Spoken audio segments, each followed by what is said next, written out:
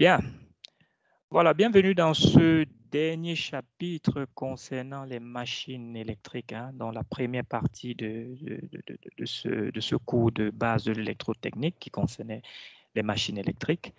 Donc, nous arrivons comme ça au bout des machines. Dès la semaine prochaine, nous entrons dans la deuxième partie qui concerne les installations électriques. Et la machine concernée aujourd'hui, c'est la machine synchrone. OK? Alors, au menu, qu'est-ce que nous avons? Nous avons exactement la même chose que, en fait, les mêmes, euh, les mêmes axes que nous allons aborder, hein, que nous avons déjà abordés.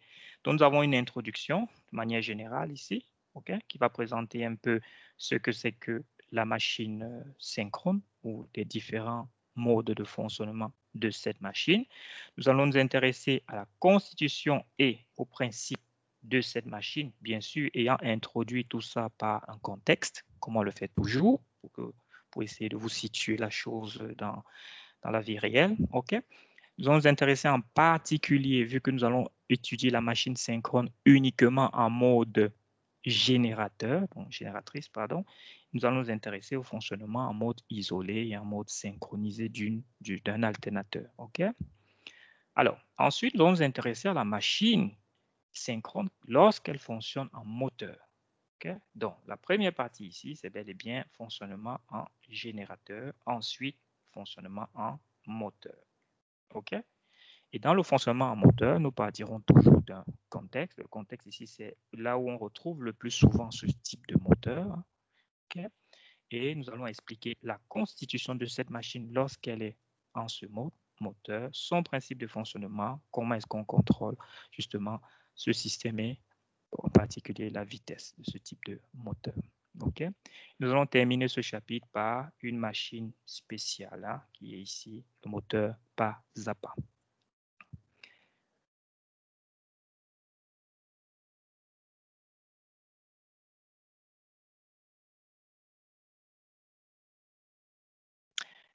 Bien. Alors, voilà. Alors, la machine synchrone, en fait, c'est une machine électrique qui peut soit fonctionner en générateur. D'accord? Générateur, c'est-à-dire elle va produire comme ça un courant électrique. D'accord? Et elle peut aussi, dans un autre cas, fonctionner en moteur. Donc, elle va consommer un courant électrique pour pouvoir, comme ça, entraîner une certaine charge. Qu'est-ce qu'on entend par synchrone? Lorsqu'on dit synchrone, ça vous change un peu de ce qu'on a vu la dernière fois, en fait, qui était asynchrone, si vous vous souvenez. Okay? On a présenté le premier moteur, la première machine tournante qu'on a vue, c'était le moteur asynchrone. D'accord? Asynchrone voulait tout simplement dire que la vitesse du rotor était légèrement différente de la vitesse du champ tournant, de la vitesse du champ produit au stator. Maintenant, nous sommes dans un autre type de machine qui est dit plutôt synchrone. Donc, ici, on sera plutôt dans une situation où la vitesse du rotor sera exactement égale à la vitesse qui est produite du champ produit par les enroulements statoriques. OK? Donc, ça, c'est le thème synchrone. Lorsque la machine va fonctionner en mode générateur, alors il faut absolument qu'elle soit entraînée. C'est ça qui est noté ici, prime mover. Donc, il vous faut un appareil qui va pouvoir entraîner la machine. Par exemple, dans les groupes électrogènes, vous avez votre moteur diesel qui entraîne l'alternateur. Dans les centrales, vous avez la turbine qui entraîne l'alternateur. OK? Et c'est comme ça qu'on va, on va on va avoir des différents types justement de prime mover en fonction de la vitesse. OK? Au niveau de notre contexte, hein, on va parler d'une centrale hydraulique. D'accord? Centrale hydraulique, son objectif, c'est vraiment produire de l'électricité grâce justement à la hauteur de la chute d'eau. Ici, vous avez un schéma représentatif ici d'une centrale hydroélectrique. Ici, on a deux niveaux d'auteur. Ici, on a un premier barrage, hein, qui est le barrage principal, qui va ici stocker une certaine quantité d'eau. On va faire un premier dénivelé. Hein. Ce premier dénivelé, c'est celui-ci qui va amener l'eau dans un premier barrage qui est le barrage réservoir. Donc, le barrage comme ça, de ce barrage réservoir, l'eau va comme ça s'engouffrer dans des conduites. Hein. Ici, On a des conduits d'eau. Donc, l'eau va s'engouffrer dans les conduites comme ça pour pouvoir justement aller au niveau de la centrale. Ici, c'est notre centrale, au niveau de la centrale électrique. Qu'est-ce qu'il y a concrètement à l'intérieur de ces centrales électriques? Vous avez l'eau ici qui arrive. L'eau va directement attaquer les pales ici de votre turbine.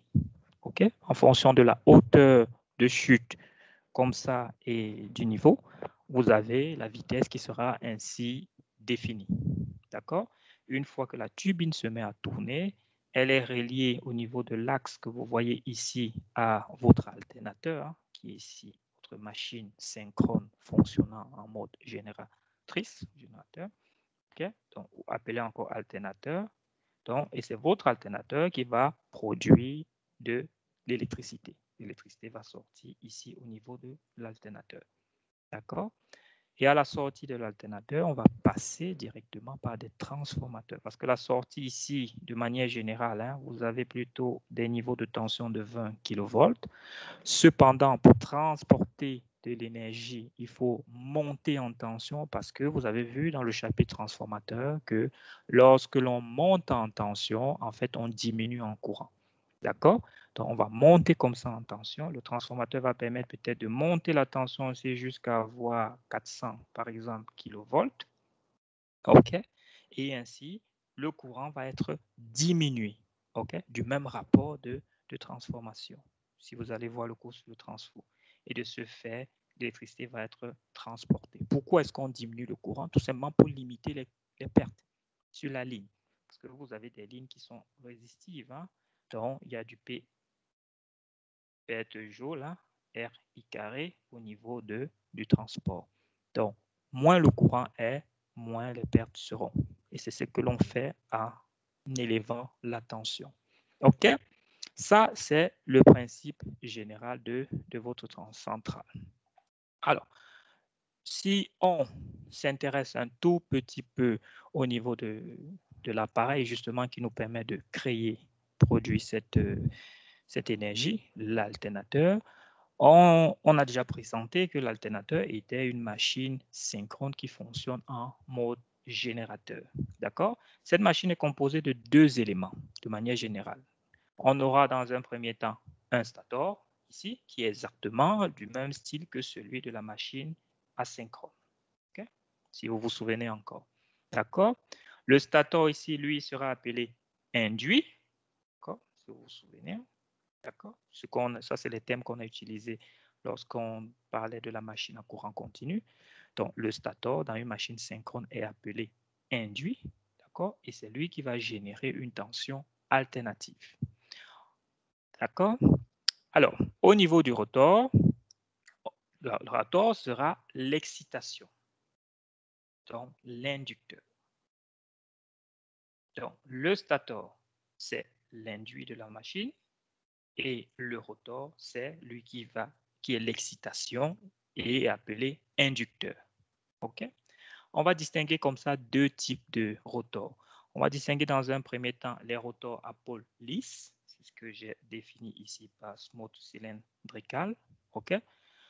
OK, pôle lisse, ça veut dire concrètement quoi? Qu'on a en fait des enroulements qui ont été bobinés en fait dans des encoches. Ici, les encoches sont tellement fines. Vous ne savez pas voir ça, c'est un dessin. Normalement, les encoches sont tellement fines et on a des enroulements qui ont été bobinés dans ces encoches-là. D'accord? Ce qui est à remarquer dans ce type de rotor, c'est que l'entrefait est constant. L'entrefait, ce sera la distance qu'il y aura entre le rotor et le stator. L'entrefait va rester plus ou moins constant sur tout le contour ici de votre rotor. D'accord? C'est pour ça que ce type de rotor est réservé pour de grandes vitesses. OK? Alors, le deuxième type de rotor que l'on a, c'est le rotor à pôle saillant.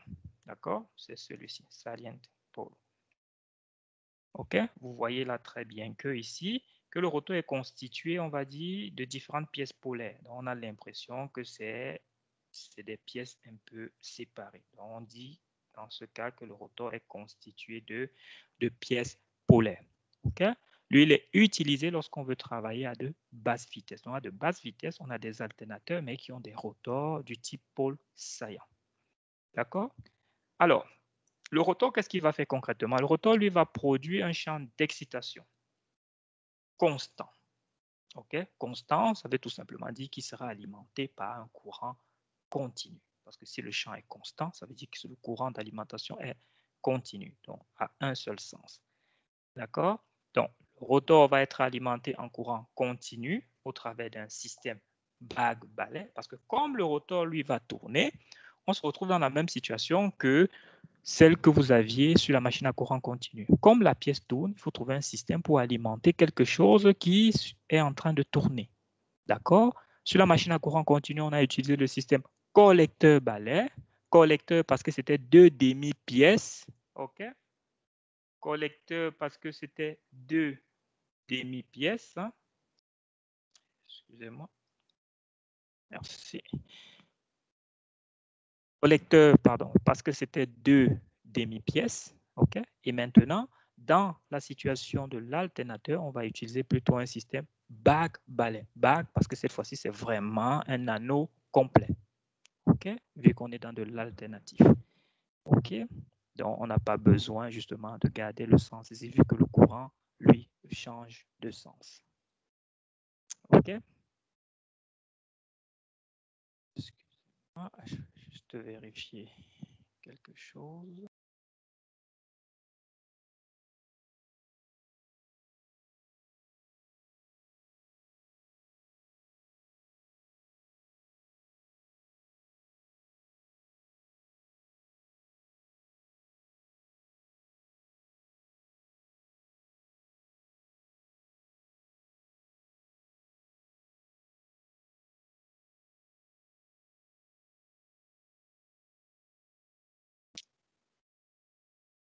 Monsieur Ham, vous avez essayé d'appeler? Non, monsieur, désolé, j'avais un objet qui était sur mon clavier et mon ordinateur fait n'importe quoi, désolé. OK, ça va. En fait, c'est tous ces inconvénients que j'ai voulu éviter en bloquant vos micros. Hein, parce que quand vous avez accès à toutes ces fonctions, ça arrive des fois, hein, c'est involontaire. Hein, je ne t'accuse pas, mais ça arrive. Et du coup, ça perturbe. Parce que là, j'ai cru peut-être qu'il y avait un autre problème. Sincèrement, OK, désolé. bien, on va continuer. Hein, désolé pour les autres. Voilà. Alors, donc, comme j'étais en train de dire, ici, on aura affaire à un rotor et ce rotor, lui, va être alimenté en continu au travers d'un système qu'on va appeler maintenant un système bague-balai. D'accord? On ne parle plus de collecteur-balai, mais on va parler de bague-balai. D'accord? Comme dans le cas de la machine asynchrone, la vitesse va dépendre aussi du nombre de pôles. On va se retrouver avec la même expression de vitesse, hein, en fonction de la fréquence et du nombre de pôles de la machine, sachant que dans ce type de machine, la vitesse de rotation est bien égale à la vitesse de synchronisme. OK? Alors, au niveau du principe, comment est-ce que tout ça fonctionne? Hein? Comment fonctionne un alternateur? Là, c'est vraiment très facile. Hein? C'est basique, c'est quelque chose que vous connaissez. Hein? Alors, le rotor, lui, il est alimenté en courant continu. Donc, le rotor va créer un champ. Ici, vous avez votre rotor qui est, par exemple, un rotor. Supposons ici, j'ai alimenté le rotor en courant continu. Donc, le rotor est alimenté ici en courant continu. Et j'ai un champ qui est créé sur cette pièce ici en acier ou en fer doux. Donc, j'ai le nord qui est là. Donc, le rotor se retrouve polarisé et le sud ici. D'accord? Ce rotor, s'il est inséré à l'intérieur de la cage statorique, et lui, il est entraîné par une turbine, puisque c'est l'alternateur. Donc, forcément, l'axe de l'alternateur, qui est le rotor aussi, hein, qui est relié à l'axe du rotor, est relié à l'axe de la turbine. C'est ce qu'on a vu. Et la turbine est en train de tourner parce qu'il y a de l'eau qui tombe à un certain débit. D'accord? Donc, la turbine tourne et entraîne le rotor. Le rotor est alimenté et le rotor est polarisé. D'accord? Maintenant, le fait que le rotor est en train de tourner comme ça à l'intérieur de la cage statorique, vu que le rotor a un champ magnétique, ce champ, les enroulements statoriques qui sont positionnés là, comme vous voyez, Ces enroulements vont voir comme ça passer un champ magnétique à une certaine fréquence. Et de ce fait, on aura bel et bien une tension qui va être induite à la sortie de ces enroulements, exactement par la loi de Faraday, qui est égale à dφ sur dt. OK? Qu'est-ce qui varie ici, hein? Puisque dans le dφ ici, on a bien dans le phi, on a bien B et S. Le B, c'est le champ qui est dû au courant I, ce courant-ci. Lui, il est constant. Cependant, parce que le rotor est en train de bouger, le S est variable. OK? Donc, le dφ est variable. D'accord? C'est exactement plus ou moins quelque chose. On a déjà parlé de ça quelque part dans les différents cours qu'on a vus. Donc, c'est exactement comme ça qu'au bornes du stator, vous vous retrouvez en train d'avoir une force électromotrice. D'accord? Et si on vient connecter à la sortie de votre enroulement charge, alors il y aura l'apparition d'un courant. OK? Alors, c'est la même chose qui est sur l'application que vous êtes en train de voir ici. Ici, j'ai un certain bobinage. Au bornes de ce bobinage-là, je viens placer un voltmètre pour lire une certaine tension U. Ici, j'ai un aimant qui présente un certain pôle. On va supposer par exemple qu'on a le pôle nord ici et le pôle sud ici. Ceci est constant, mais le fait de le déplacer à l'intérieur du bobinage, c'est un peu comme si je changeais de section au fur et à mesure que j'avançais. D'accord? Le B va rester constant, mais la surface, elle, va varier. OK? De ce fait, le dφ sur dt, le phi va varier, en fait. D'accord? Donc, on a bel et bien l'apparition d'une tension ici. D'accord? C'est exactement ce qui se passe dans la machine. OK? Jusque-là, est-ce qu'il y a des questions?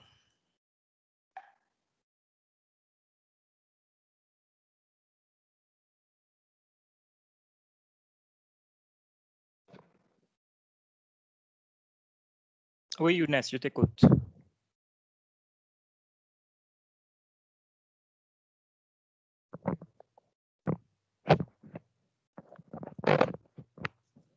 Tu peux prendre le micro, hein?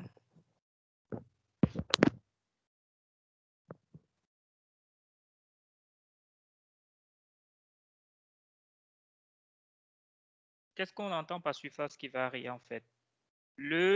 Tu as ton aimant qui est ici à l'entrée. D'accord?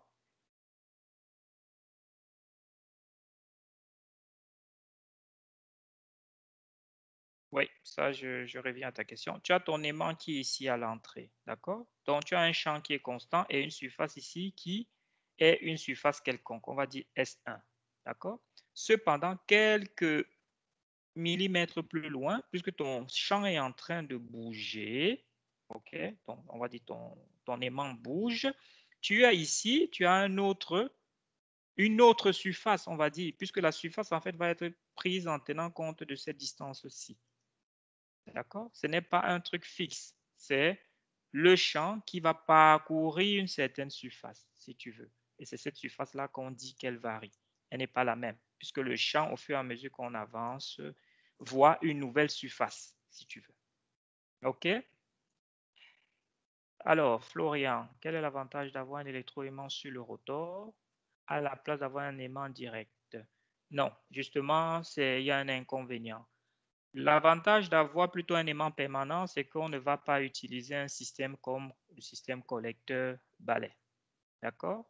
Parce que si on avait un aimant permanent direct, on n'a plus besoin de collecteur, de collecteur pour pouvoir transférer le courant. Cependant, l'inconvénient, c'est qu'on a un champ fixe maintenant. OK? C'est-à-dire, si par exemple, je te mets un aimant ici, je te dis, ça c'est le nord, ça c'est le sud. Tu l'as acheté, donc tu sais d'office quel est le champ qui est produit par cet aimant. Tu ne sais pas changer ça, puisque c'est donné par l'aimant. Cependant, si je te donne un matériau ferromagnétique, je bobine ici, je viens alimenter ici avec un certain courant.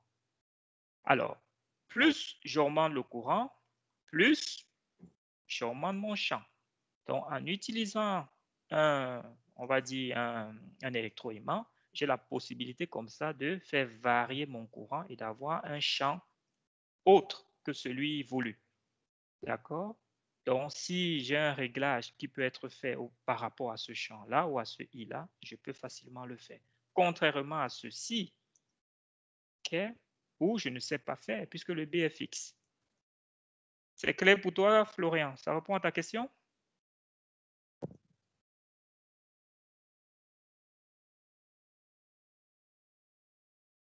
Parfait. Très bien. On va continuer, hein.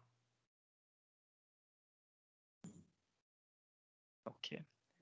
Alors, on va où est-ce qu'on était? Ici. Alors, on va s'intéresser maintenant au fonctionnement de l'alternateur, hein. Comme je vous l'ai dit, le chapitre est assez court, on va aller très vite, hein. Donc, on va s'intéresser au fonctionnement de l'alternateur. Votre alternateur peut être dans votre groupe électrogène, à la maison. Et vous voulez alimenter comme ça, par exemple, votre maison de campagne. À ce moment, on dira que l'alternateur fonctionne en mode îlotage, d'accord? Ou isolé, si vous voulez. Mode isolé ou mode îlotage, d'accord? Ça, c'est le premier type de fonctionnement. Ça veut dire que vous avez votre alternateur qui est uniquement là pour alimenter votre petit réseau, votre maison. D'accord? L'alternateur est seul, il est connecté directement à votre tableau de distribution de votre installation. OK? Alors, cependant, on se rend compte qu'il y a un problème. Le problème, c'est quoi? C'est que la puissance de sortie de l'alternateur, qui est la puissance ici, hein, cette puissance-là va varier en fonction de la consommation. D'accord? C'est à peu près ce qui se passe aussi avec l'alternateur au niveau des centrales. C'est-à-dire, si tu allumes une ampoule, tu tires un certain courant. Si tu allumes 10 ampoules, tu tires beaucoup plus. L'alternateur doit s'adapter instantanément, c'est ce qu'on entend souvent par puissance instantanée, instantanément à ce que le consommateur veut. Tu éteins une ampoule, tu vois que la puissance va diminuer. Il faudrait que l'alternateur s'adapte. Et tout ça, ça joue sur la vitesse, sur le couple, sur beaucoup d'éléments. Okay? Donc, ce problème-là qui est rencontré est généralement réglé par des systèmes qui arrivent à créer justement une stabilisation. La première chose, c'est des régulateurs. OK? Par exemple, si vous avez, dans le cas d'une centrale, par exemple, hein, on utilise un régulateur, d'accord? Le régulateur, lui, va essayer de réguler la vitesse de sortie, donc la vitesse de la turbine, en fait, en permanence. Donc, il va s'arranger à ce que la vitesse de la turbine soit en permanence égale à la vitesse nominale du moteur. OK? Ça, c'est la première chose. La deuxième chose, par exemple, c'est de s'arranger à ce que, toujours grâce à un autre régulateur, hein, parce que tout ça, c'est la fonction reliée par en fait, gérée par les régulateurs. Donc, on a le premier régulateur qui va gérer, faire en sorte que la puissance, la vitesse reste constante, c'est-à-dire la vitesse de la turbine et, de, du moteur. Et d'un autre côté, un autre régulateur va s'arranger à ce que la tension à la sortie, justement celle-ci, hein, reste constante. OK? Et où reste toujours à la valeur nominale, hein, parce que vous avez une tension que vous voulez ici, c'est la tension que vous attendez à vos prises. Donc, il faudrait à tout moment s'arranger à ce que cette tension-là tourne autour des 230. Si vous prenez un voltmètre, vous mettez dans votre prise, vous restez là, c'est pas 10 secondes, vous verrez qu'il y a des légères fluctuations, mais très légères, assez suffisamment légères pour que voilà, ça ne cause pas de problème. Okay? À certains moments, pour ceux qui ont fait des manips, vous avez peut-être vu que des fois, on vous annonce du 230, mais vous mesurez, vous avez du 237. Des fois, vous avez du 240. Okay? Vous trouvez des fois du 225, 27. Tout ça, c'est parce que l'alternateur doit suivre une certaine évolution de demande de la puissance. OK? Donc, mode îlotage, l'alternateur fonctionne seul, problème rencontré, puissance qui varie fortement à la sortie. On règle ce problème par des régulateurs. Et vous avez exactement ces régulateurs dans les groupes électrogènes. D'accord? Pour gérer ça. Ça, c'est le premier mode. Le second mode, c'est le mode réseau. Le mode réseau, c'est-à-dire, vous avez votre alternateur, supposons, vous l'avez utilisé pour chez vous, pour la maison. Vous avez réussi quand même à alimenter, hein, suffisamment toutes vos charges au point que vous en avez même plus. Je prends le cas de ceux qui ont des panneaux photovoltaïques, hein, ceux qui ont des panneaux solaires à la maison. Eux, ils alimentent leur maison, mais des fois, ce qu'ils réussissent à avoir comme puissance est tellement élevé que la consommation interne est suffisante. Alors, il y a un surplus. Ce surplus-là, que de le perdre, puisqu'on ne sait pas garder l'alternative, on ne sait pas conserver encore la tension alternative. Pour ça, on est obligé de convertir en continu pour pouvoir garder, stocker ça dans des piles ou des batteries, mais de l'alternative, tu ne sais pas. Okay? Donc, il faut soit tu le consommes directement, soit tu peux le revendre. C'est ce que certains font, le revendre directement aux fournisseurs de réseau. Et c'est ça qu'on appelle, qui est le second mode, qui est le mode réseau ou le mode synchronisé. C'est-à-dire quoi? Que vous avez votre alternateur qui alimente le chez vous, mais en plus, vous décidez de pouvoir partager le surplus que vous avez avec le réseau. Donc, vous revendez ce surplus aux fournisseurs de réseau. D'accord? Pour cela, il y a des conditions. Parce qu'il faut maintenant coupler votre alternateur, la sortie de votre alternateur au réseau. Il y a des conditions à respecter. C'est ce qu'on entend par les conditions de couplage. Il y en a 4. Dans la situation qui est présentée ici, hein, juste pour résumer rapidement, ici vous avez votre turbine, d'accord? Vous avez ici votre groupe électrogène, la partie rotative. Ici vous avez l'excitation. Donc tout ça, c'est votre machine, hein, si vous voulez. OK? À la sortie de votre machine ici, vous décidez, par exemple, de renvoyer l'énergie au réseau. Ça, c'est votre réseau. D'accord? Alors, pour cela, il y a des conditions. Et ces conditions, on va les énumérer. La première condition, c'est qu'il faudrait absolument que la fréquence du générateur, on a vu que la fréquence était liée à la vitesse, donc la vitesse de rotation du générateur, donc de votre alternateur, soit la même que la fréquence du réseau. Donc, que la vitesse de rotation de l'alternateur qui est en train d'alimenter le réseau. Qui est en train d'alimenter le réseau. OK? C'est la première condition. La deuxième condition, il faudrait que la tension de sortie, bien sûr, si vous décidez d'avoir ici une tension U1, il faudrait certainement que cette tension U1 vienne trouver ici une tension U1 identique. Sinon, ça ne va pas. OK? C'est la deuxième condition. La troisième condition, c'est deux conditions qui marchent ensemble. C'est ce qu'on entend par l'ordre de succession des phases. Il faudrait vous arranger que le U soit toujours connecté avec le R et le V soit toujours connecté avec le S. Vous avez cet ordre-là qui est donné par le fournisseur. OK? Et que le déphasage entre les tensions soit les mêmes. Ça, c'est deux conditions supplémentaires à respecter. Donc, voilà les 4 conditions qu'il faut respecter pour décider de basculer son alternateur sur le réseau. OK? Une fois que tout ça est respecté, vous pouvez simplement mettre votre alternateur comme ça, donc c'est-à-dire fermer cet interrupteur-ci. OK? Alors, on va voir ça un peu plus en détail, hein? Ça c'est de manière générale. Pour pouvoir respecter ces conditions, d'accord? Quels sont les réglages qu'il faut effectuer et avec quel appareil de mesure, normalement? Comment ça se passe concrètement? Bien, tout au début, il faut d'abord connecter. Donc, il faut d'abord connecter, on va dire, la sortie de votre alternateur. Même s'il y a un interrupteur qui est ouvert, il faut déjà commencer par connecter la sortie de votre alternateur à certains points de façon à ce qu'il puisse coïncider dès que vous allez fermer avec un certain ordre. OK? C'est ce qu'on entend par ordre de succession de phases. Ça, c'est la première condition à respecter. Comme je vous ai dit, c'est une condition qui va avec, de pair avec la condition 4. Donc, il faudrait que la séquence des phases, qui est justement le fait que E soit égal à R, pas égal, soit dans le même ordre que R, V soit dans le même ordre que S et W soit dans le même ordre que T. D'accord? Pour ça, c'est tout simplement vérifier ou valider grâce aux connexions, à la manière dont vous connectez. D'accord? À la sortie de votre alternateur, vous avez cet ordre-là qui est donné. U, V, W. Et sur le réseau, quand le fournisseur vous donne, il vous précise bien, voici R, voici S, voici T. D'accord? Le fournisseur vous précise ça.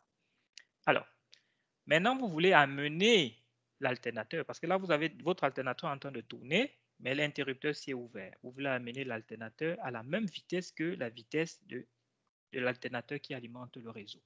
OK? Pour ça, qu'est-ce que vous allez faire? Pour ça, il faut augmenter alors quoi? La vitesse de ceci, de la turbine. Donc, vous allez vous arranger à augmenter la vitesse de la turbine. Pour augmenter la vitesse de la turbine, il faut tout simplement augmenter le débit de l'eau ici. Donc, s'il y a plus d'eau qui chute, la turbine va tourner plus vite, donc l'alternateur va tourner plus vite. Et comme ça, vous allez vous rapprocher de la vitesse du réseau, d'accord? Qui est la fréquence. La vitesse est liée à la fréquence, si vous vous souvenez, d'accord? Ça, c'est la deuxième condition. Okay? Et vous avez un pupitre comme ça hein, qui vous permet de vérifier est-ce que je suis à la même fréquence. Oui, pour ça, vous avez ce qu'on appelle un double fréquence mètre. Ce double fréquence mètre, il est ici. Ça, c'est des appareils analogiques. Vous avez aussi des appareils numériques hein, qui vous permettent comme ça de caler hein, les deux fréquences. Au-dessus, vous avez la fréquence, par exemple, du réseau. Et en dessous, vous avez la fréquence de votre alternateur à la maison. Et ainsi, lorsque les deux vont, par exemple, se positionner ici, hein, vis-à-vis, vous concluez que vous avez peut-être une LED qui va s'allumer pour dire, voilà, on est à la même fréquence. OK? Donc, pour pouvoir amener l'alternateur, les deux alternateurs, en fait, votre alternateur à la même fréquence que celle du réseau, il faut jouer sur sa vitesse. Pour jouer sur sa vitesse, il faut jouer sur la vitesse de la turbine, donc il faut jouer sur le débit de l'eau. OK? Bien, pas de questions. Donc, on continue. Alors, ensuite, il faut pouvoir vérifier la tension ici, à la sortie. Il faut s'arranger que cette tension, comme je vous l'ai dit, soit la même chose que celle-ci, avant de coupler, avant de fermer cet interrupteur-ci. D'accord? Pour ça, vous jouez maintenant sur l'excitation. D'accord? Vous allez venir ici sur l'alternateur. Hein. Vous avez un endroit ici, le petit IE qui est là. C'est le courant d'excitation de l'alternateur. Vous allez aller régler ce courant d'excitation jusqu'à ce qu'à la sortie ici, vous avez la tension qui est supposée être la tension du réseau. OK? Et pour ça, vous avez aussi ici un double voltmètre qui peut vous permettre de vérifier cela. Vous aurez la tension du réseau qui peut-être va être ici en attente. Et quand vous allez régler votre tension, l'aiguille va monter et venir se mettre ici. Et peut-être vous aurez une lettre qui va s'allumer et dire « OK, nous sommes synchronisés à ce niveau ». OK? Pour faire ce réglage, il faut jouer sur le courant d'excitation. Donc, le courant d'excitation de l'alternateur va vous permettre comme ça de régler la tension de sortie de l'alternateur. D'accord? Et vous savez vérifier ça grâce à un double voltmètre. OK? Ça peut être aussi numérique. Hein? Alors, ça, il reste un dernier paramètre. Le dernier paramètre va bien sûr de pair avec le premier, comme je vous l'ai dit. Alors, maintenant, il faut annuler le déphasage entre les tensions de l'alternateur et du réseau. D'accord? Donc, pour annuler ce déphasage, vous devez soit créer une faible différence au niveau de la vitesse, donc soit ralentir un peu votre alternateur, OK, pour pouvoir le synchroniser. Donc, vous devez soit un tout petit peu l'accélérer pour pouvoir le synchroniser, mais vous allez voir au fur et à mesure que vous allez jouer légèrement sur la vitesse, vous verrez ici, grâce à cet équipement qui est ici, hein, qui est un synchronoscope qui va vous permettre de synchroniser comme ça l'ordre de phase. D'accord? Et cet ordre de phase va être synchronisé. Une fois que les deux sont synchronisés ensemble, vous avez cet élément qui se retrouve ici. OK? Donc, vous avez l'aiguille qui va basculer en vous disant, si vous êtes en train d'accélérer, vous verrez que l'aiguille peut-être va vers la gauche. Si vous décélérez, vous verrez que l'aiguille est en train de revenir vers la droite. Et une fois que vous êtes là, tac, votre LED s'allume pour dire, pour moi, c'est OK. Les séquences de phase sont les mêmes. Les tensions sont les mêmes. Les fréquences sont les mêmes. Vous pouvez fermer cet interrupteur-ci. OK? Alors, quelque chose de très important. Une fois que tout ça est validé, au moment de la fermeture, vous devez vous arranger à ce que aucun courant ne circule. D'accord? Donc, la mise en parallèle doit se faire à vide. OK? Vous devez vous arranger que aucun courant ne circule dans le circuit. D'accord? Alors, ça, c'était brièvement pour vous présenter comment est-ce que l'on couple. Une fois que c'est couplé, qu'est-ce qu'on peut avoir comme situation? Vous avez maintenant un échange. On appelle ça de power exchange. Vous avez des échanges de puissance, c'est-à-dire puissance active, réactive dans le système. D'accord? Si vous voulez injecter, ça veut dire envoyer un peu plus de puissance active, c'est-à-dire vous avez par exemple plus de charge. Plus de charge veut dire qu'il vous faut plus de puissance active au niveau ici de la sortie. S'il faut plus de puissance active au niveau de la sortie, ça veut tout simplement dire qu'il faudrait qu'il y ait plus de couple, tout simplement. D'accord? S'il faut plus de couple ici au niveau de l'axe, qu'est-ce qu'il faut faire? Il faut simplement augmenter le débit. D'accord? Vous augmentez le débit au niveau de la turbine ici, donc au niveau de la chute d'eau. Et comme ça, vous avez plus de couple ici à l'arbre, donc vous avez plus de puissance à la sortie là-bas. D'accord? Ça va? De ce fait, vous pouvez injecter plus de puissance active. C'est ce qui est expliqué ici. Hein? D'accord? To inject active power. Alors, si vous voulez plutôt injecter de la puissance réactive, vous devez simplement aller jouer sur le courant d'excitation. D'accord? Si vous jouez sur le courant d'excitation, lui, il va aller jouer sur la force électromotrice à la sortie, donc aura un impact direct sur la puissance réactive. OK? Alors, je vous ai mis dans les Claco, où est-ce que c'est ici? Sur le Teams, pas sur Claco, pardon. Sur le Teams du coup, ici, je vous ai mis tout au-dessus, ici, vu qu'on est dans ce cours-ci, vous avez ici une vidéo. OK? Non, c'est pas ça. Pardon. Vous avez ici une vidéo, hein, la première vidéo, comment fonctionne une centrale. Je vous invite à regarder cette vidéo un peu plus tard. Hein. Donc, comment fonctionne une centrale hydraulique, hein, d'accord, sur le principe du déplacement de l'eau. C'est exactement ce que je viens d'expliquer. Et là, on vous explique ça en image avec un peu plus d'animation. D'accord? Ça, c'est la première vidéo qui, normalement, devrait être vue maintenant. Mais voilà, on ne sait pas voir ça.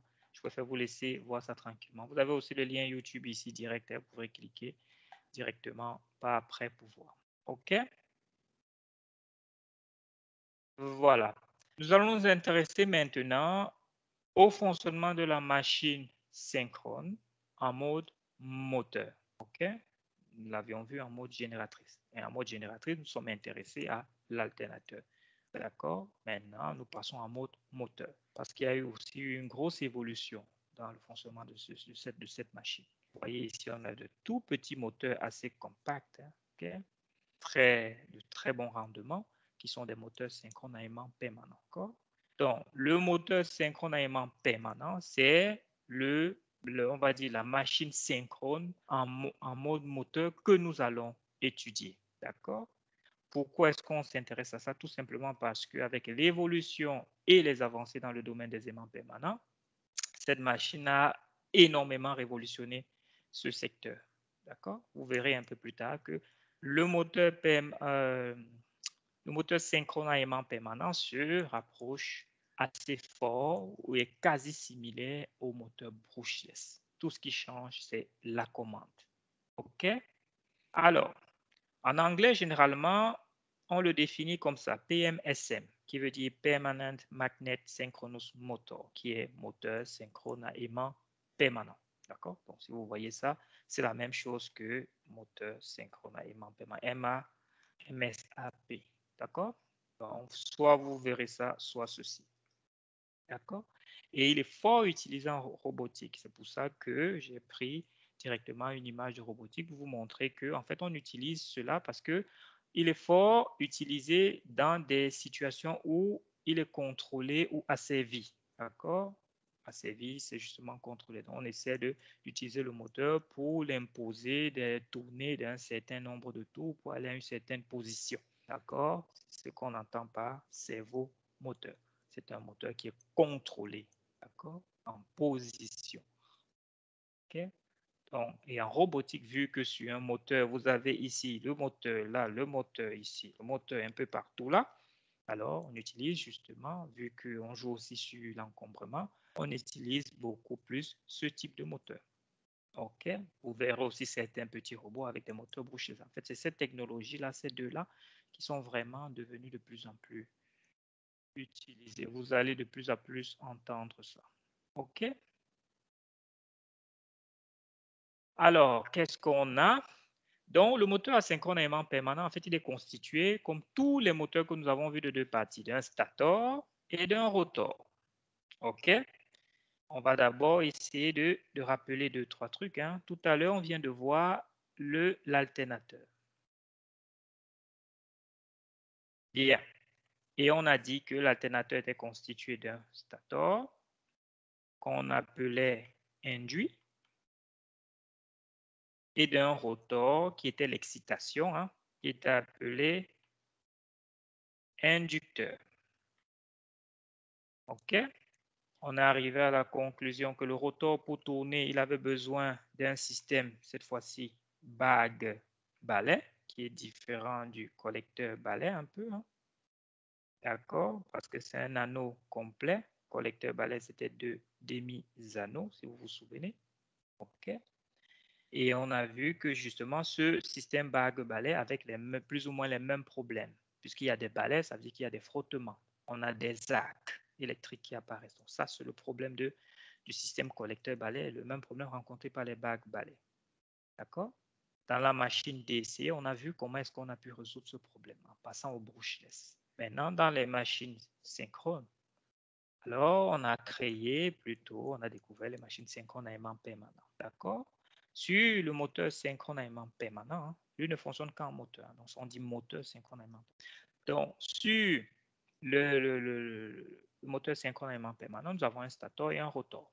D'accord? Le stator, lui, est constitué d'enroulements triphasés. Le rotor, lui, il est un aimant permanent. D'accord? Ici, on avait un rotor qui était biné. C'est pour ça qu'on utilisait ce système-là. D'accord? Bague-balai.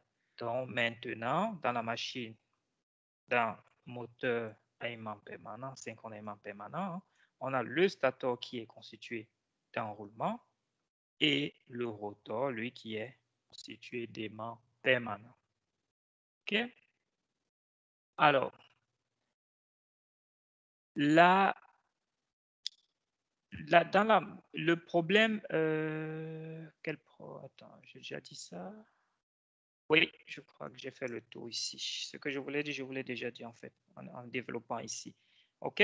Donc, ceci, j'ai déjà dit. Et aussi, le grand avantage, c'est le fait de retirer l'alimentation au niveau de l'excitation. OK? Donc, passer au niveau des aimants. Nous allons maintenant nous intéresser un tout petit peu au principe de fonctionnement de ce moteur. Donc, si vous avez un moteur à synchrone aimant permanent, comment est-ce qu'il fonctionne? Donc, on va essayer de remettre le contexte. On a bien le stator qui est les enroulements triphasés et le rotor est un aimant permanent. OK? Alors, c'est très simple. Lorsque vous allez alimenter le stator, okay, les trois phases du stator, vous allez créer comme ça un champ magnétique tournant. Et ce champ magnétique lui va tourner à la vitesse de synchronisme. OK? C'est ce qui est expliqué ici. Bien. À l'intérieur, vous avez les aimants permanents. L'aimant permanent, lui, est situé au rotor. Donc, l'aimant permanent, lui, va déjà créer un champ constant. Donc, vous avez un champ au niveau du stator qui est tournant, ensuite qui change à chaque X secondes. Et au niveau du rotor, vous avez un champ qui est constant. D'accord? Le champ magnétique rotorique, lui, va interagir et essayer de s'accrocher au champ magnétique tournant. C'est comme deux aimants. Je rapproche deux aimants, il suffit que les deux aimants soient de polarité inverse, alors ils s'accrochent. D'accord? Si les deux aimants s'accrochent, si l'un est en train de tourner, forcément, il va entraîner l'autre. D'accord? Et de ce fait, on a un couple qui va apparaître comme ça et le rotor va se retrouver en train de tourner, tout simplement. Comme le rotor est devenu un aimant et s'est accroché au stator, donc forcément les deux sont en train de tourner à la même vitesse. D'où on parle de synchrone, d'accord? D'où le thème synchrone de tout à l'heure. Cependant, il reste toutefois un problème, d'accord? Si deux pôles n'accrochent pas, le moteur ne va pas démarrer. Donc, s'il n'y a pas accrochage des deux pôles, supposons le moteur ne va pas démarrer, d'accord? Donc, l'accrochage doit vraiment régir le fait que le pôle nord sur le champ, le stator, doit être en face d'un pôle sud de l'aimant permanent. Si ce n'est pas le cas, il n'y a pas accrochage. D'accord? Mais comment est-ce que le moteur va savoir que sur l'aimant, j'ai un pôle nord ici et qu'il faudrait mettre un pôle sud là? C'est la première question. OK? Ensuite, vous devez aussi savoir que le moteur synchrone ne sait pas démarrer seul. Donc, si je prends un moteur synchrone comme ça, aimant permanent, celui dont je viens de vous décrire, si je le connecte comme ça au réseau, j'ai une chance peut-être sur 3 qu'il démarre.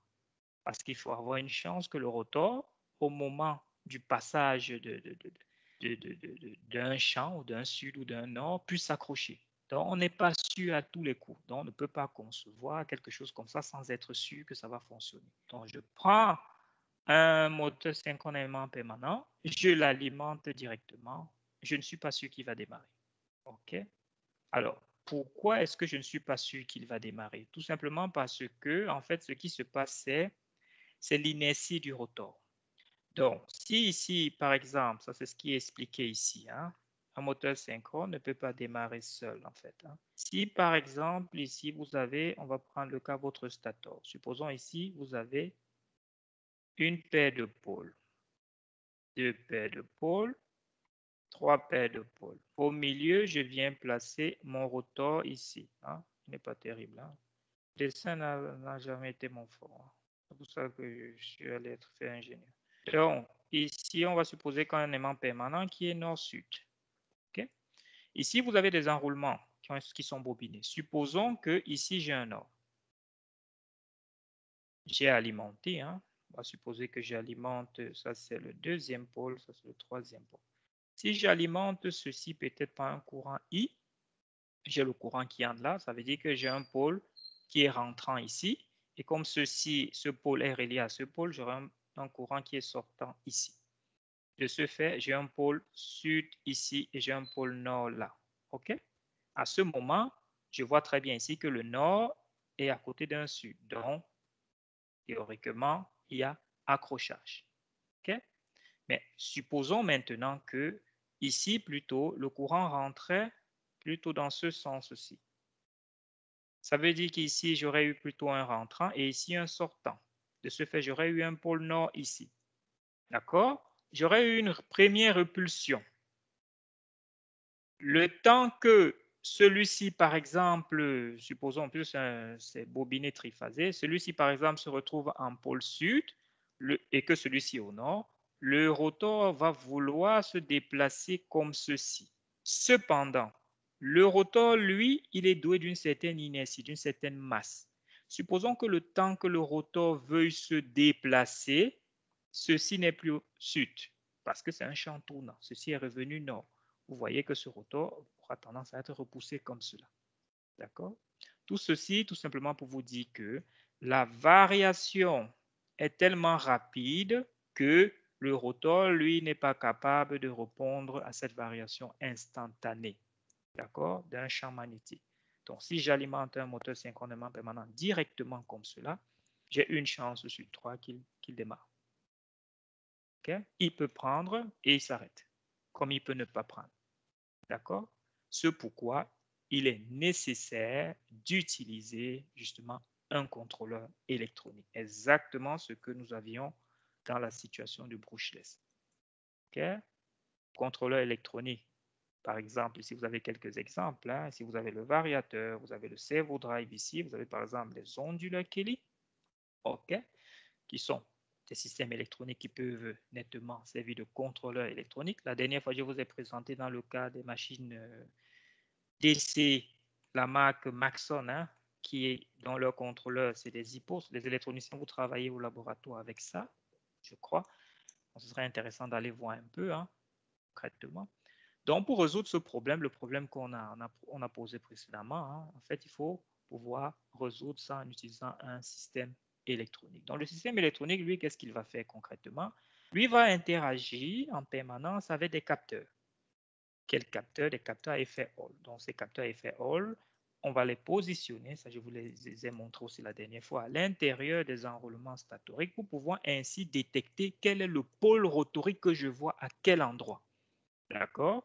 Donc, le capteur à effet Hall va détecter comme ça où se trouve tel pôle rotorique, va envoyer l'information à votre système de commande qui est là, OK? Et votre système de commande va s'arranger à générer des tensions sur des enroulements. Ici, par exemple, vous avez vos enroulements ici. Donc, votre système électronique va s'arranger à générer des tensions. Générer des tensions, comment est-ce qu'il fait ça? Il va fermer les interrupteurs dont il a besoin pour que l'enroulement qui est assez proche du pôle, qui est censé être un pôle nord, soit alimenté de façon à ce que cet enroulement produise un pôle sud. OK? Et crée comme ça l'attraction. Et votre contrôleur va ainsi suivre comme ça tout le parcours du fonctionnement du moteur instantanément. OK? Donc, c'est exactement ce que vous avez vu dans le chapitre précédent. D'accord? Donc, les moteurs brushless, comme je vous ai dit, sont aussi appelés des moteurs synchronement permanents, mais ce qui les diffère vraiment, c'est le type de commande. Ce sont des moteurs qui ont des commutations électroniques. Hein. Commutation mécanique, c'est bel et bien le style de communication style bague-balai. D'accord? Vu qu'ici, on a remplacé le rotor par un aimant permanent, alors on passe sur de la commutation électronique. OK? Alors, je vois qu'il y a des questions. Younes, je ne comprends pas très bien comment on règle la vitesse car le dépôt de l'eau, on sait le contrôler. Mais tu règles le débit. Younes, tu règles le débit. Quand tu as une chute d'eau, forcément, cette chute, ça vient d'un tuyau. Et ce tuyau, tu as une vanne. Donc, si tu ouvres, plus tu ouvres la vanne, plus tu laisses tomber de l'eau. D'accord? Et on peut aussi régler le débit en jouant aussi sur la hauteur. OK? Donc, tout ça, c'est pensé. Ça va? Donc, soit on joue sous l'ouverture, la fermeture de la vanne, soit on joue sur la hauteur. Hein. Si elles ont prévu des systèmes pour déplacer. Voilà. Et je crois que Florian t'a répondu, on peut jouer sur la vanne. La vanne. Sûrement en fermant avec. Voilà, c'est ça. Exactement. Donc, voilà. OK. Autre question? Non. OK. Donc, on se retrouve avec justement des moteurs à commutation électronique, hein, qui nous distinguaient un peu des moteurs à commutation, pardon, à commutation mécanique. OK. Bien, on va regarder rapidement un peu hein, notre variateur ici. Dans ce variateur, si vous voyez qu'on a un premier étage. Hein, ce premier étage, c'est bien un étage de redressement. D'accord. Ensuite, nous avons le deuxième étage ici qui est en fait un bus DC qui va servir de stockage. D'accord. Et qui va aussi lisser la tension dans le sens aller, le stockage dans le sens retour. Et ensuite, ici, vous avez votre onduleur. OK. Et là, vous alimentez vos 3 phases de votre moteur synchronement permanent. OK? Donc, étage de redressement, ça c'est en supposant qu'on est connecté à un réseau triphasé. 3 fois peut-être 400 volts triphasé. À ce moment, pour pouvoir régler et jouer sur la fréquence, on est obligé comme ça de redresser, de recréer notre propre signal alternatif en jouant sur le temps d'ouverture et de fermeture des interrupteurs. De l'autre côté ici, vous avez un onduleur direct. Okay? Donc, cet onduleur direct part directement ici d'une tension DC. Peut aussi. Donc, c'est un peu comme si on avait notre variateur, mais on venait directement se connecter ici. D'accord? Donc, en se connectant ici, on peut se connecter directement en DC. Donc, c'est ce qui est là. Il n'y a pas d'étage ici de redressement.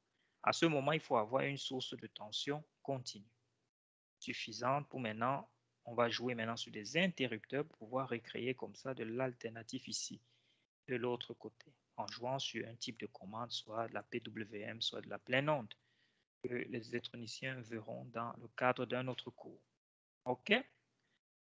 Alors, comme je vous l'ai dit, pour pouvoir détecter la position du rotor, vous avez soit la possibilité d'utiliser ce qui est souvent fait dans les moteurs brushless, des capteurs à effet Hall, hein, d'accord? Donc, ce qu'ils appellent Magnetic Field Sensor. Donc, il va justement détecter comme ça le champ à une certaine position et envoyer l'information à votre système électronique. Soit vous pouvez aussi détecter la position du rotor en jouant sur des capteurs de position, par exemple des codeurs.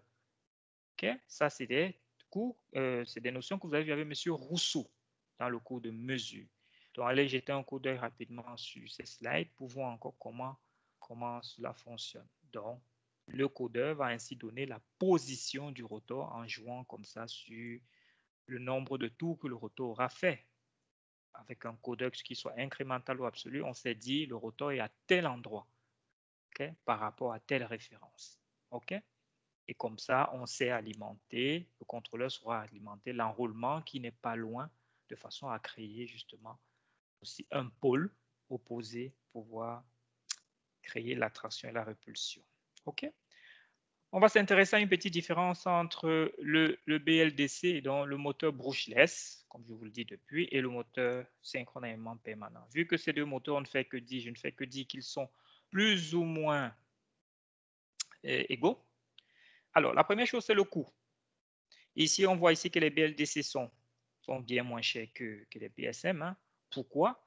Tout simplement par l'électronique de contrôle. D'accord? L'électronique de contrôle des BLDC utilise généralement est simple et utilise des capteurs low cost. Le système de commande ici. Donc, la commande utilisée ici pour pouvoir ouvrir et fermer les interrupteurs, c'est vraiment une commande assez basique. Okay? Comparé à celui des PMSM qui est quelque chose de plus complexe. Par exemple, la PWM est complexe. D'accord? Mais il y a d'autres types de commandes. D'accord? Bien. Ici, ils utilisent aussi des capteurs un peu plus coûteux. Les codeurs sont plus coûteux que des capteurs à effet Hall qui sont des tout petits trucs de ce genre. D'accord? OK. Autre chose, c'est au niveau des courants statoriques. Il faudrait savoir qu'en fonction de la disposition des enroulements, dans le cas des BLDC ici, les enroulements sont concentrés. Par contre, dans le cas des PSM, des PMSM, les enroulements ici sont plutôt distribués. D'accord? Si les enroulements sont concentrés ici, ça veut dire que on a plutôt une force électromotrice trapézoïdale. Trapézoïdale, ça veut dire que vous avez une force électromotrice qui ressemble à quelque chose comme ceci.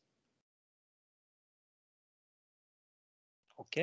Comparé à ceci, hein, où vous avez quelque chose de plutôt sinusoïdal. D'accord? Comme vous avez une force électromotrice trapézoïdale, l'alimentation au niveau dont les enroulements vont être alimentés ici par, vu le style de commande, plutôt par un signal qui est plutôt carré. Hein? C'est pour ça qu'on dit ici qu'on a quelque chose de square. OK? Ici, par contre, on a quelque chose de sinus au niveau de l'alimentation. D'accord? Quel est l'inconvénient d'avoir quelque chose de carré comme ceci? Le problème, c'est la présence de bruit. La présence de bruit est due aux harmoniques parce que vous avez quelque chose de carré, mais il faut rapprocher ça au fond de quelque chose d'alternatif. D'accord? Donc, vous avez une présence d'harmoniques assez conséquent. Okay? Et ces harmoniques vont induire un certain bruit. D'accord? Et vous avez aussi ici une certaine ondulation au niveau du couple, bien qu'on essaie dans les deux cas de garder le couple constant. D'accord? Donc, pour garder le couple constant, ça c'est l'objectif hein, dans les deux situations. Garder le couple constant dans le cas d'une BLDC, ici, il vous faut produire ainsi un square form. Donc, vous allez alimenter vos enroulements, vu que ces enroulements sont concentrés par une tension quasi carrée. Vous allez comme ça générer une force électromotrice qui est de type trapézoïdal. De ce fait, le couple va rester plus ou moins constant. Okay? De l'autre côté, pour avoir un couple constant, vu que les enroulements sont plutôt distribués, vous allez comme ça l'alimenter en sinus pour pouvoir et avoir une force contre-électromotrice plutôt sinusoïdale. OK? Voici s'il y a des questions. Est-ce qu'il y a des questions à ce stade-ci?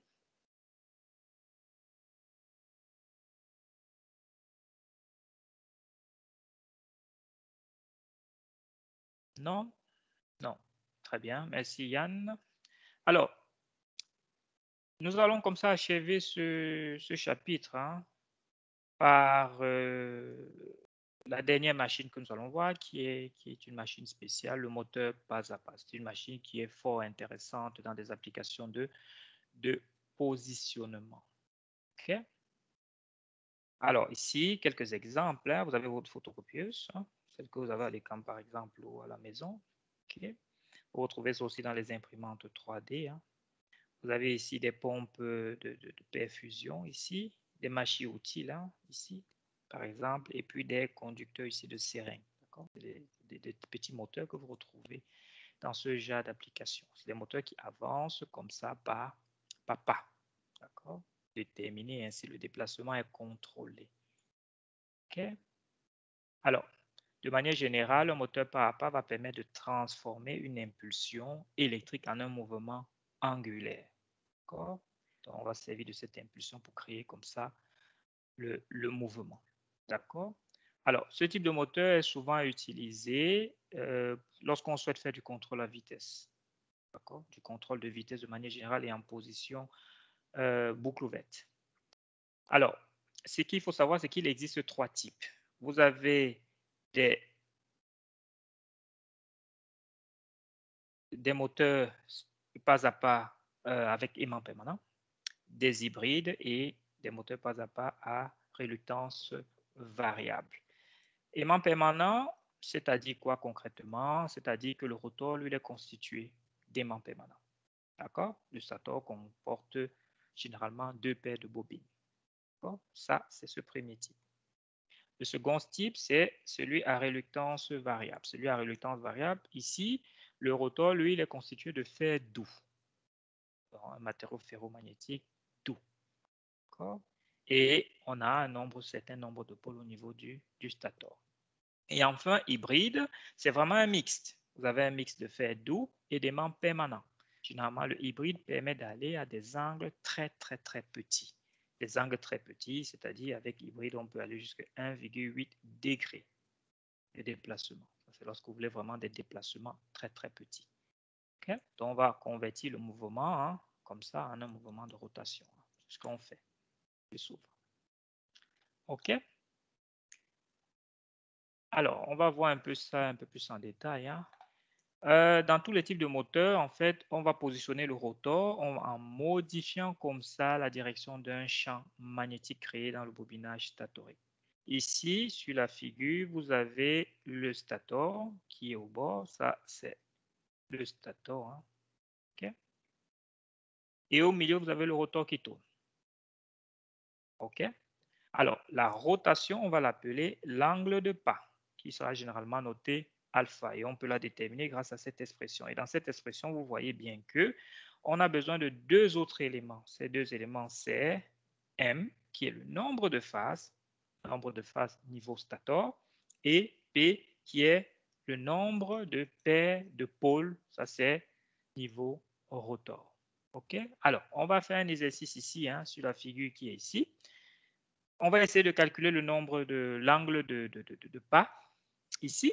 Pour ça, j'ai besoin de savoir le nombre de phases. Selon vous, M vaut combien sur la figure qui est juste à droite?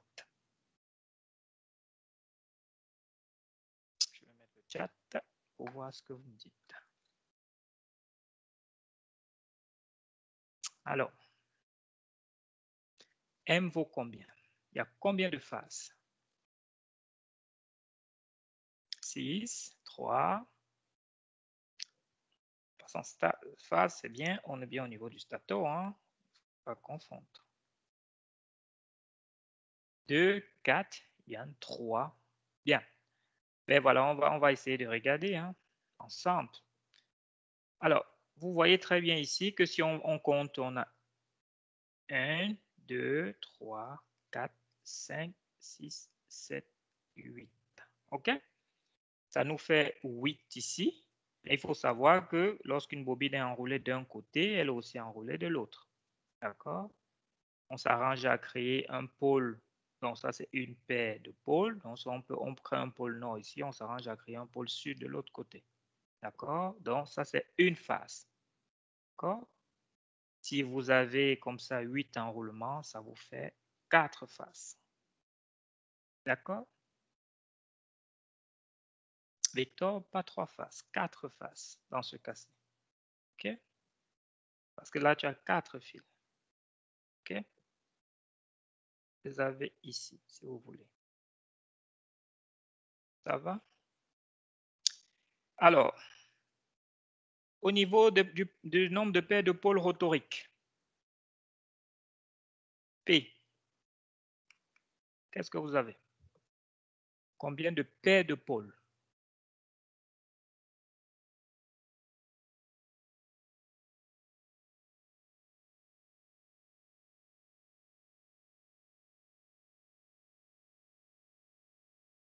Trois paires de pôles.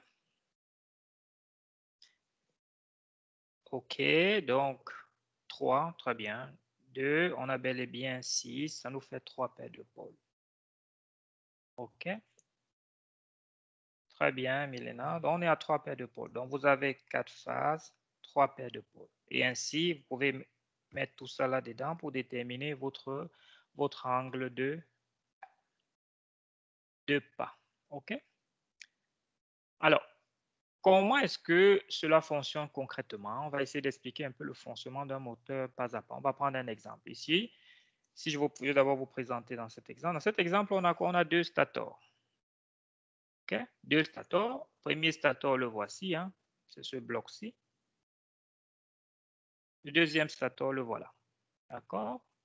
Bien. Au niveau du rotor, on a un rotor qui a une paire de pôles. Un pôle nord et un pôle sud. N'oubliez pas, les pôles marchent toujours en paire. D'accord?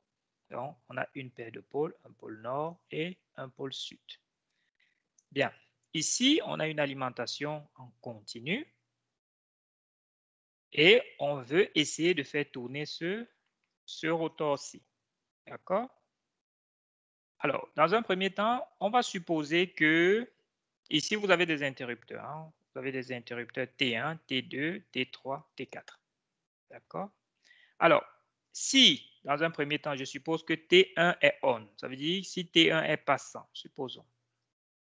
Si T1 conduit, qu'est-ce qui va se passer au niveau du premier stator? Si T1 conduit, ça veut dire simplement que le courant va venir comme ceci, passer ici. Vu que c'est T1 qui conduit et l'autre est bloqué, il va passer là et s'enrouler comme ceci. OK? Donc, le courant va s'enrouler de cette façon. Si le courant s'enroule de cette façon, alors on aura un pôle nord ici et un pôle sud ici, aux extrémités de ce stator. OK? Bien. Si en même temps, donc en même temps que ceci est fermé, T3 aussi conduit. Qu'est-ce qu'on aura? Hein? On aura bel et bien le courant qui allait là, qui va aussi continuer comme ceci, arriver ici et utiliser plutôt ce chemin-ci. OK? Et si le courant utilise ce chemin-là, alors on aura, si on utilise, vous utilisez votre règle de la main droite, hein, celle-ci, celle qu'on faisait comme ça, hein, sens du courant, sens du champ. D'accord? Sens du courant, sens du champ. Parce qu'ici, le courant s'enroule. Donc, sens du courant, sens du champ. Donc, le courant dans celui du dessous s'enroule bien vers l'intérieur, comme ceci. Donc, le champ est censé aller de ce côté. OK? Si c'est de ce côté, ça veut dire que le pôle nord va se trouver plutôt ici sur la droite. OK? Donc, le pôle nord va se trouver ici et le pôle sud ici. D'accord? Dans cette situation, nous sommes dans la situation qui est présentée par l'image. Donc, ça veut dire, vous voyez que le nord, tout le pôle nord de l'aimant, qui est celui-ci, est bien attiré par les deux pôles sud de mon champ, de mon stator. OK? Donc, pour le moment, le rotor a bougé, il s'est déplacé jusqu'à la position qui est présentée exactement là. OK? On vient de faire. Donc, on est dans la situation qui est là. OK?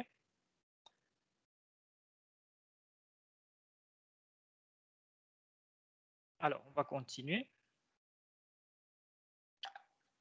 Alors, si maintenant T3 devient off, si T3 s'ouvre, il y a une ouverture ici, donc ce n'est plus passant, et que T4 devienne on.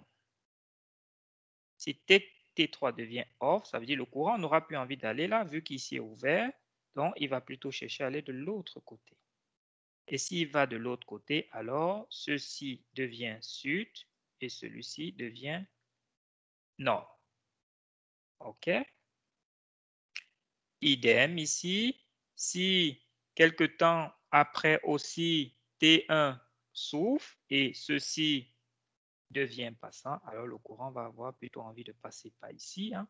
Si on enroule comme ceci, ceci devient nord et celui-ci devient sud. Alors, la rotation, le rotor, lui ici, va tourner comme cela. OK? Il va être attiré par les suds qui sont ici en dessous, parce que le sud va être repoussé pour aller être attiré par le nord. Et comme ça, on a fait une rotation ici de 90 degrés. OK? Suivant la disposition de notre stator. OK? On peut s'arranger comme ça en positionnant des pièces, des pôles statoriques de manière stratégique pour avoir des rotations de 45 degrés, de 20 degrés. OK? Ça va? Donc, c'est ça qui est expliqué dans cette deuxième partie. OK? Je vous ai mis aussi toujours dans les notes sur Teams. Je vous ai mis sur Teams aussi une deuxième vidéo hein, qui explique en détail, qui réexplique en détail le fonctionnement du moteur par Zappa, qui est celui qui vient d'être expliqué. OK? Voilà, on va finaliser comme ça avec deux petits exercices. Je vous laisse un peu travailler rapidement. Premier exercice, c'est celui-ci. Hein. Ah oui, il y a une question. On est obligé que pour chaque paire de boutons... Oui, tu es obligé. Il faudrait qu'il y ait au moins un. Pour que, justement, vu la configuration, pour que, justement, le pôle nord soit sur les deux du dessus, vu que tu n'as qu'un rotor avec deux pôles. Par contre, si tu avais un rotor, par exemple, avec 6 pôles, tu n'es pas obligé. Parce que ça dépend des pôles que tu veux qu'ils soient en face de quoi. Mais dans cette situation, tu n'as que deux pôles. Donc, tu as tout le dessus du rotor qui est un pôle, pôle nord. Donc, ce serait un peu, je vais revenir là, ce serait un peu bizarre d'avoir ici un nord et ici un sud. OK? D'accord? Donc, l'idée vraiment, c'est si tu veux alimenter un et pas l'autre, ben, tu vas t'arranger ici à faire en sorte que peut-être le rotor ait plusieurs pôles, pas que deux pôles. Tu peux faire en sorte que le rotor ait 6 pôles. Comme ça, tu sais décaler et alimenter peut-être un à la fois. OK? D'après ton système. Tu crées un système pour alimenter. D'accord? Mais dans cette configuration-ci, vu que le pôle nord va faire face à deux pôles statoriques, tu es obligé de faire en sorte que ces deux pôles statoriques soient des pôles opposés au pôle présenté par le rotor. OK? C'est clair pour toi? Parfait. Alors, je vous propose rapidement hein, deux petites applications pour confirmer ça. Voici une première situation. Je vous donne ici le stator. Le stator, c'est bel et bien ceci. Hein, et vous avez le rotor ici, au milieu. L'idée, c'est de trouver alpha. Donc, vous devez d'abord trouver M dans le premier cas, P dans le deuxième cas, et dans le premier cas, et alpha. Et ensuite, vous avez une deuxième application ici, toujours donnée, hein, qui est... Oui, bon, voilà, vous allez faire et vous allez me trouver aussi alpha. OK? Allez-y. Et de faire ça un peu chez vous et vous me proposez quelque chose. On ne donne pas la réponse. De quelle réponse tu parles? Non, il n'y a pas de réponse. Hein. Vous me dites que vous me proposez des réponses, je vous dis si c'est bon ou pas bon. Hein. Je n'ai pas corrigé ça dans les notes. C'est vous qui travaillez et puis voilà. Ça va? Ici, c'est à vous. Ce qu'on vous demande, c'est ça.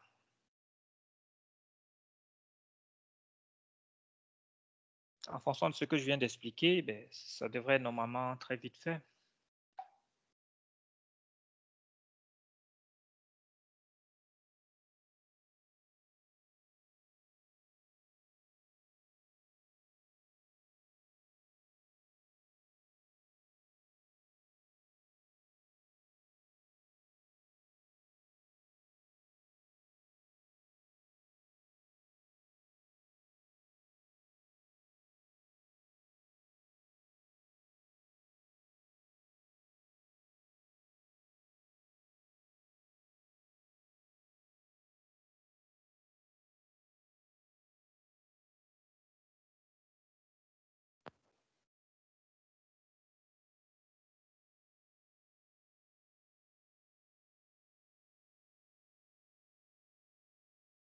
Alors,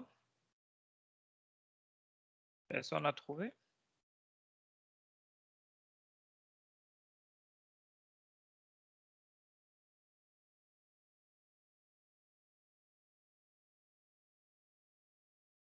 Et 15.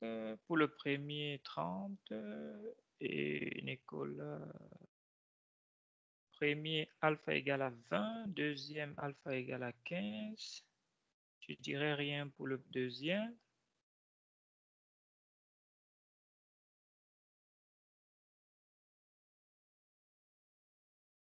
Ok. Pas rien, Yann. Seulement, il y a moyen d'avoir des pôles un angle de déphasage. Rien, comment ça, rien? Si on cherche le plus petit angle, hein, le déphasage possible. Celui de droite, on l'a déjà fait. Hein. Celui-ci, on vient de le faire. Hein. On a trouvé le M ensemble. Celui-ci, hein, on a trouvé le P ensemble. Ah, d'accord, ok, je comprends. Très bien. Celui-ci, bon, je comprends, Yann, c'est très bien. Celui-ci, on vient de le faire, donc voilà. Ok. Celui-ci aussi, celui de gauche, voilà. Pas très compliqué, hein. Bon, on va commencer par celui de droite. Pour ceux qui sont un peu perdus, celui de droite, on va commencer par trouver le M. Le M, en fait, on a dit que le M, c'est le nombre de faces. Ici, on a combien? On voit bien que le A ici, on a A' là. Donc, ça, c'est la même face. OK? On crée un pôle et on crée l'autre de l'autre côté. D'accord? Avec le même enroulement. Il suffit de le bobiner dans l'autre sens. OK? C'est ce que l'on fait. Alors, et on a B, C, D, D. Donc, M égale à 4.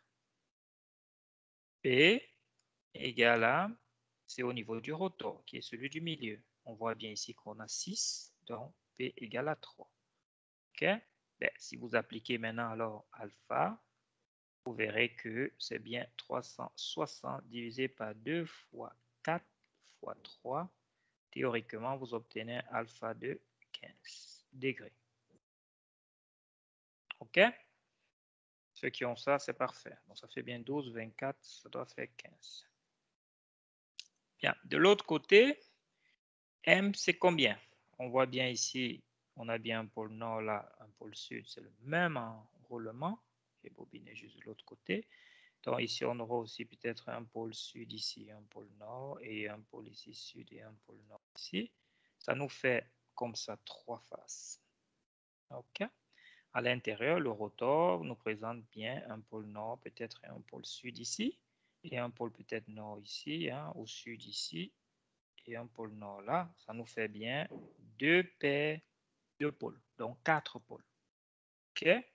En mettant tout ça ensemble, vous aurez 360 sur 2 fois 3 fois 2. Donc, théoriquement, vous obtenez 30 degrés. OK? Est-ce que c'est clair pour tout le monde?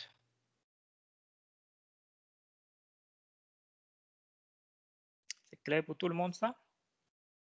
Est-ce qu'il y a des questions sur ce développement? Non? Très bien. Alors, ben, on va comme ça achever ce chapitre.